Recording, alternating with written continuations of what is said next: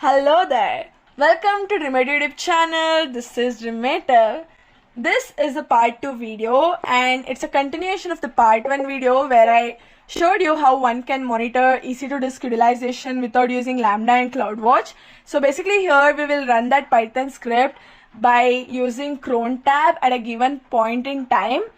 As promised, I've uploaded the part 2 video for the part 1. So as a supportive viewers, do subscribe to my channel right now.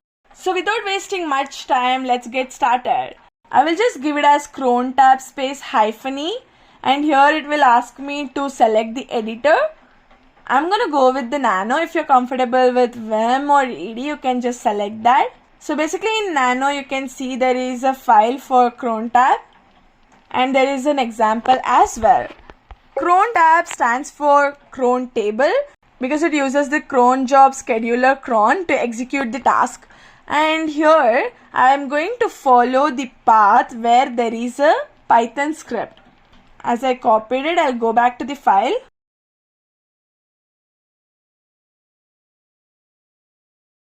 So these 5 stars stands for every minute of every hour, of every day, of every month, and every day of a week. You just go to the Crontab website and give certain time and you will understand how one can set up the time using the Crontab. I will just give it as Python 3 space path. I just had to copy the script name.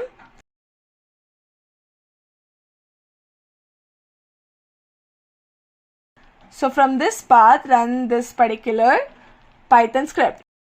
And now Crontab, depending upon the time that we have mentioned, it will run the script itself. So whenever this disk utilization script runs, once the threshold is more than 2%, then it will send out an email for my email address.